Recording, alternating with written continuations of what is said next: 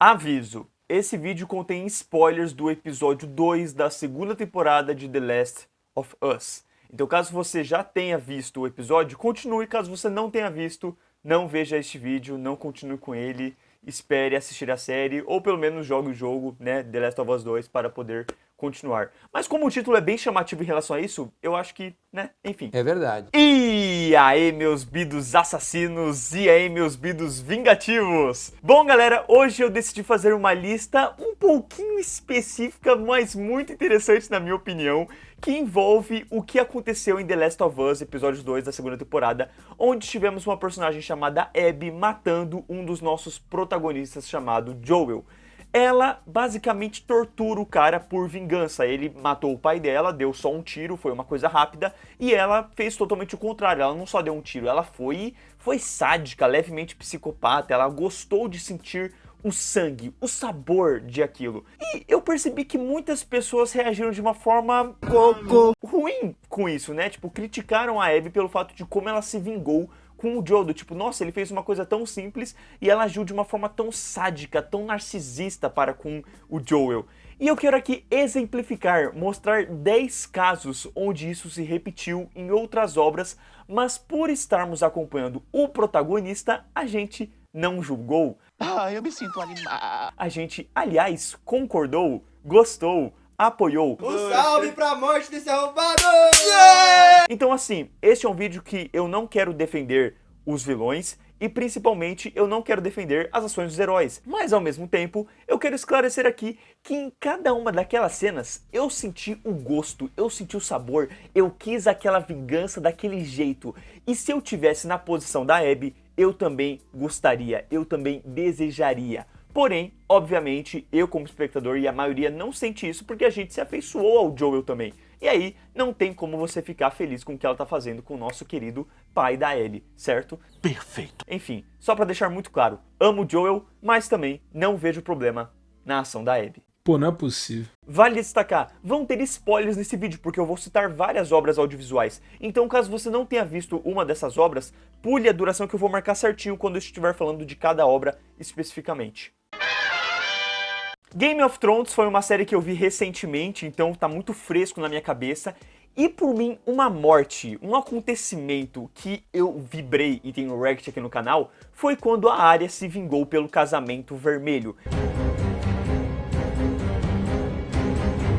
E eu quero muito relembrar vocês do casamento vermelho, gente. Porque o casamento vermelho foram basicamente assim, o quê? Umas 4 pessoas que fizeram parte da morte de 3 personagens muito importantes, que era a mãe da Arya, o irmão da Arya e a esposa do Robb, que era o irmão da Arya. Então assim, ela não estava lá dentro, ela não viu quem fez aquilo, então obviamente não tinha como ela saber. Mas assim, se ela queria uma vingança, ela poderia obviamente ter feito uma vingança muito simples, que foi a que a gente vê no começo da 7ª temporada, que é todo mundo tomar o vinho e falecer, né? Tipo assim, acabou ali, derrotou, resolveu. Uma morte suave, simples, eu acho que vai quase que de acordo com o que a gente viu. Tirando a morte do Walder Frey, que eu acho totalmente de igual pra igual, porque a mãe dela morreu com o pescoço rasgado, ela vai lá e mata o cara com o pescoço rasgado. Vocês têm noção que ela perdeu, real, 1 ou 2 dias da vida dela, pegando pessoa por pessoa, matando, cortando e transformando em comida, juntando todo mundo em comida pra colocar no prato do Walder Frey? Tem noção do quanto isso é sádico? É levemente... Eu não diria nem levemente, parça. É meio psicopata, sabe? Você matar várias pessoas, você cortar elas, você picotar, transformar elas em comida, colocar num pratinho, fazer uma coisa bonitinha, tipo, tem vários cérebros ali, e colocar pro cara comer, tipo assim, antes de matar ele. Irmão, é meio doideira, tá ligado? Entendeu? Tipo assim, concordo com a vingança dela, mas o modo como foi a vingança dela... é bizarro e ainda assim, do caramba. Tell them winter came for House Frey. X-Men Primeira Classe é um dos melhores filmes dos X-Men, na minha opinião. E o Magneto tem a sua origem nesse filme. Só que o Magneto neste filme é difícil demais você não concordar com ele. Por mais que ele se torne um vilão dentro do universo X-Men, nesse filme você tá entendendo os ideais dele. Você tá entendendo o do porquê que ele tá agindo do modo que ele está agindo. E quando chega no final do filme, ele quer vingança pela morte da sua mãe. O cara, quando matou a mãe dele, foi muito rápido. Ele pegou, deu aqui um tiro, pronto, matou. Foi easy, leve, direto, sabe? A mãe não sentiu dor, basicamente. Mas o Magneto, o caminho é outro. Ele pega a moedinha e atravessa lentamente na cabeça do cara. E não só isso, no momento que o Xavier está controlando aquela cabeça, então o Xavier sente a dor que o vilão está sentindo. E o Xavier grita, meu parceiro. Ou seja, essa morte foi muito mais torturante, foi muito mais dolorosa. Eu acredito que o Magneto gostaria até de ter feito mais. Mas como estava acontecendo muita coisa naquele tempo, naquele momento, ele não podia aproveitar tanto, degustar tanto. Então ele fez uma coisa levemente mais rápida, mas ainda assim dolorosa o suficiente para aquele vilão sentir na pele a dor dele. E a gente discorda? A gente não discorda. Invencível versus Armstrong na segunda temporada.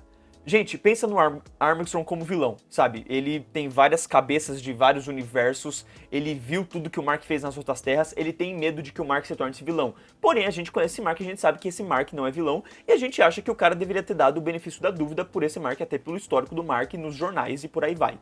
E aí ele vai ameaçar o Mark. Veja bem, o Armstrong não mata outras pessoas, ele não machuca outras pessoas no mundo, pelo menos até a segunda temporada. Ele quer literalmente só o Mark. Ele vai lá e ameaça a família do Mark. Ele não mata a mãe, ele não mata o irmão, ele não faz nada. Ele fica ali atacando, ele fica ali ameaçando e o Mark quer ir pra cima, o Mark quer ir pra cima. Até o momento que o Armstrong vai lá e quebra o braço da mãe dele. Quebrar o braço? Irmão, qualquer um de nós, vamos lá. Quebraram o braço da minha mãe. Esquece, eu vou pra cima, entendeu? E é o que o Mark faz, o Mark vai pra cima.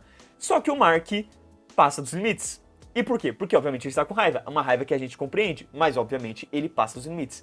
Gente, ele não mata o Armstrong assim, ele não quebra o braço, sabe? Ele não devolve tipo, vou quebrar o braço igual você quebrou o braço da minha mãe, ou vou te matar numa tacada só. Não, ele soca e soca e soca e ele torna o rosto do Armstrong um miolo de carne moída, meu parceiro.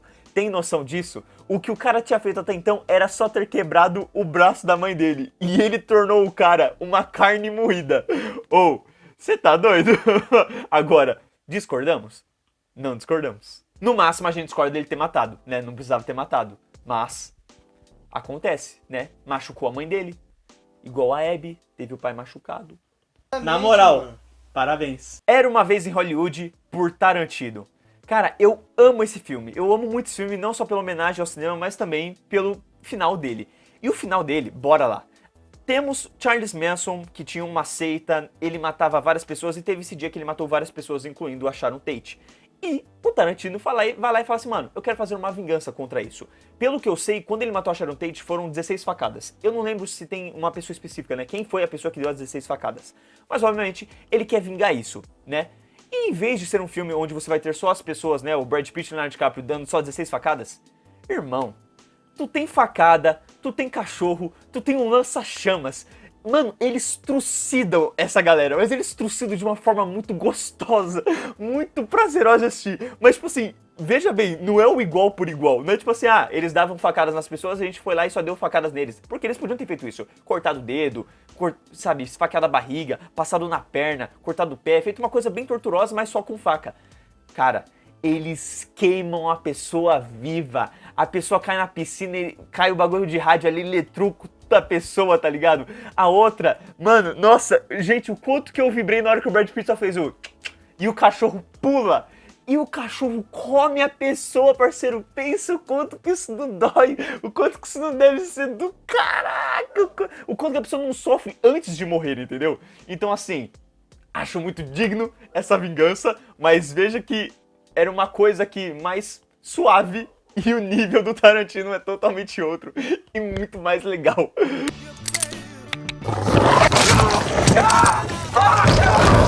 Peter Parker em Homem-Aranha 3. Não tem ninguém que me convença que este homem não queria matar o Homem-Areia naquela cena do trem.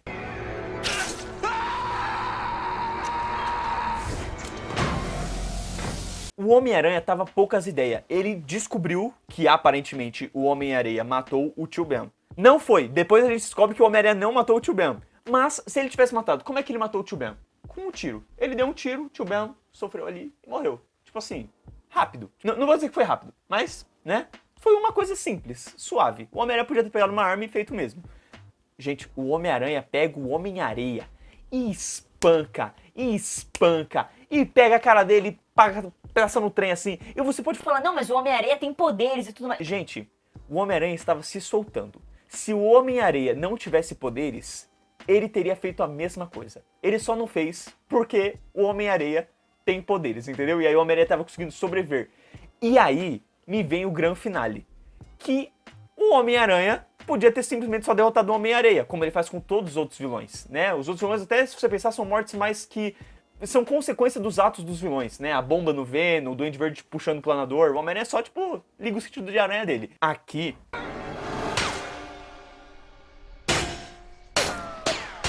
o Homem-Areia literalmente já está na água, ele tá levemente derretendo, ele já tá tipo assim, mano, já era, já foi derrotado.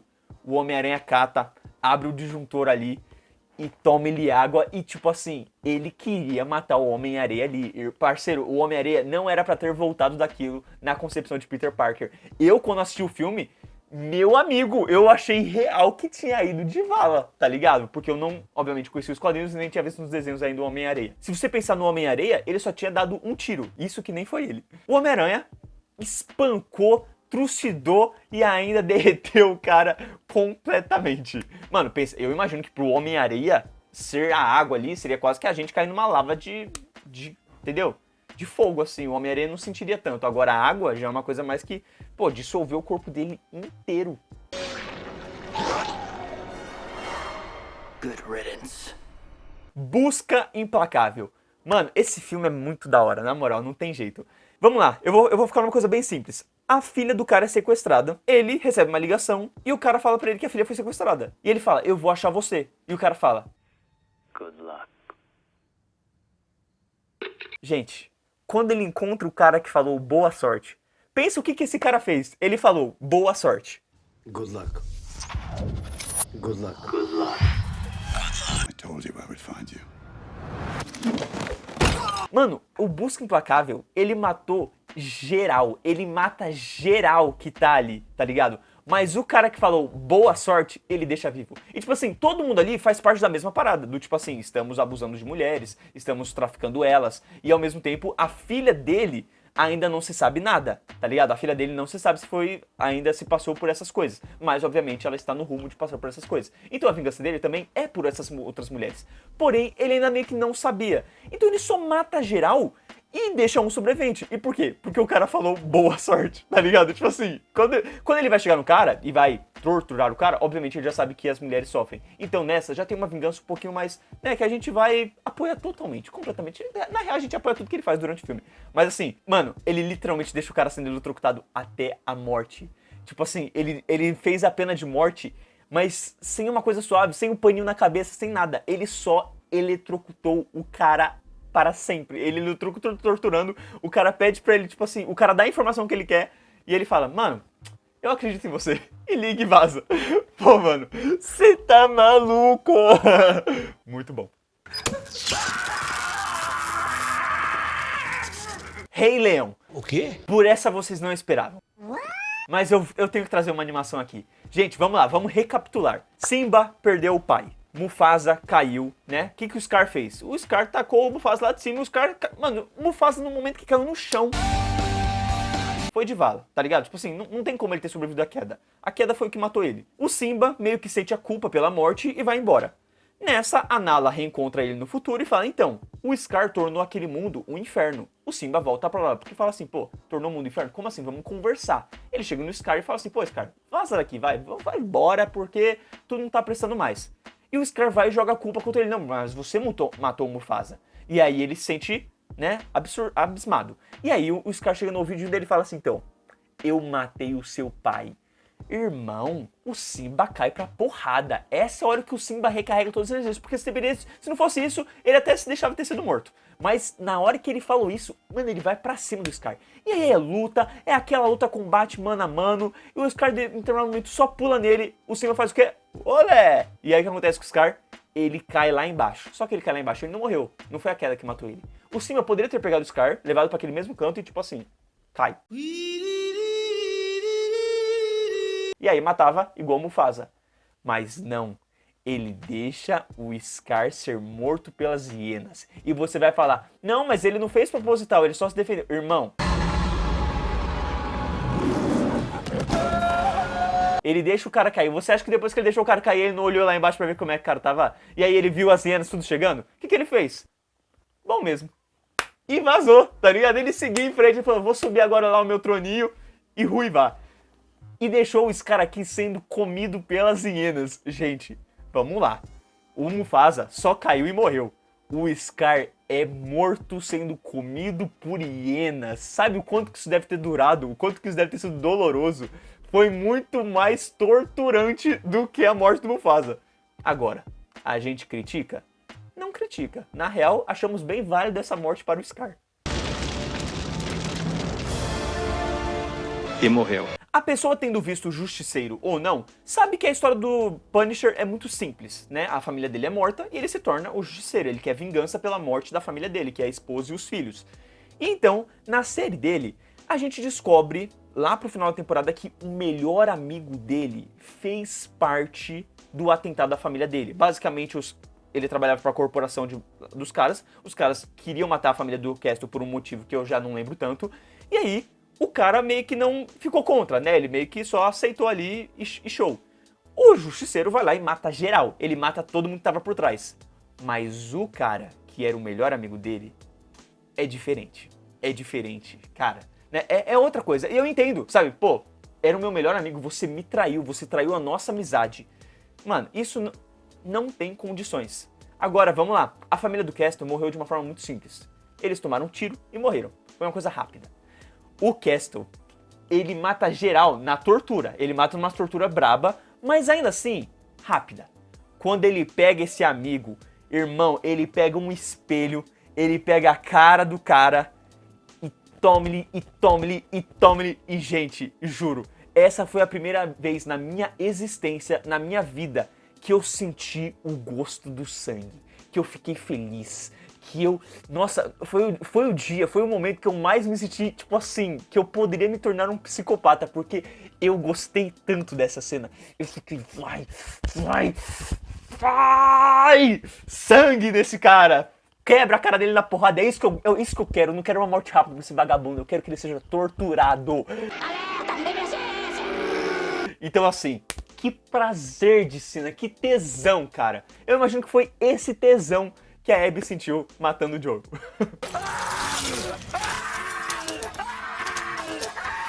Em The Walking Dead, Rick Grimes já tomou diversas atitudes absurdas. Então não tem como eu focar em apenas uma. E aí o que eu vou dizer é basicamente que o protagonista da série, o cara que começou certinho, com o decorrer das temporadas, ele vai despirocando com cada pessoa que ameaça a família dele, os amigos dele e principalmente o filho dele. É morder o pescoço, é dar um monte de facada, é se ensanguentar todo na porrada e daí pra frente só piora. Então assim, eu fico contra? Eu não fico contra. Em cada momento que o Rick fez isso, eu estava satisfeitíssimo. E veja bem, em todos esses momentos, raras as vezes, os amigos se machucaram. Em algumas, o filho só foi ameaçado. E só pelo fato do filho ter sido ameaçado, arrancou o pescoço, pegou um machado e ficou tome-lhe, tome-lhe, tome-lhe, e daí pra frente. E eu saciei cada precioso momento.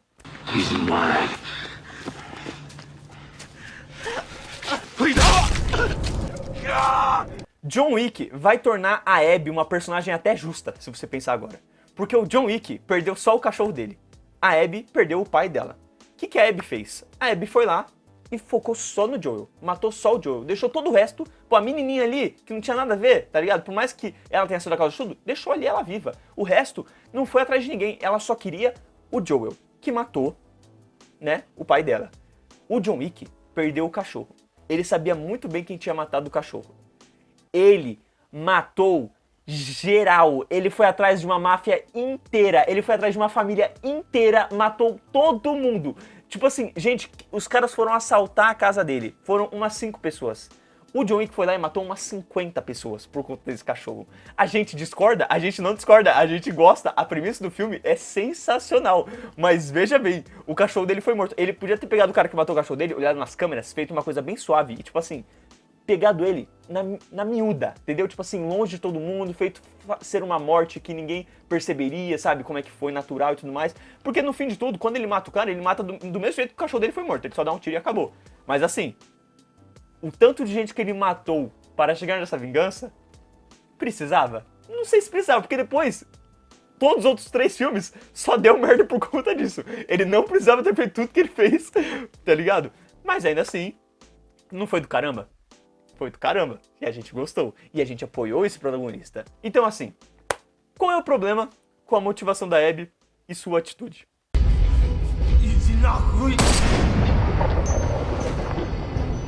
Gente, eu espero que vocês tenham gostado deste vídeo. Veja bem, veja muito bem. Não é que eu esteja a favor da morte do Joel, mas eu compreendo totalmente a Abby. Se o meu pai fosse morto, mano, ele podia ter sido morto do jeito mais simplório possível, do jeito mais rápido possível. Podiam ter dado um bagulho pra ele dormir e ele teria morrido em paz. Irmão, a pessoa que fez isso, eu ia querer o sofrimento dela. Mas eu ia querer um sofrimento muito gostoso, tá ligado? Porque não é o lance do tipo assim, ah, eu quero que você tenha a mesma morte. Eu quero que você sinta a dor que eu estou sentindo. E eu compreendo que a Abby queria isso. Ela queria fazer o Joel sentir a dor que ela sentiu nesses 5 anos desde que ela perdeu o pai. Então, enfim, meio que essa é a premissa do vídeo. Eu também fiquei, ao fazer essa lista, eu pensei em uma outra lista, que eu quero saber se vocês têm interesse. Posso fazer na semana que vem já. Que seria uma lista de personagens que a gente gostaria que tivesse tido uma morte igual ao Joel. Ou seja, a vingança delas foi muito rápida, a vingança delas foi muito simples. Sabe aqueles personagens que morreram de uma forma que você falou assim, quê? Desse jeito? Simples? Rápido? Não! Eu quero tortura, eu quero sangue, eu quero que essa pessoa passe um dia inteiro sofrendo por causa do que ela fez. Entendeu?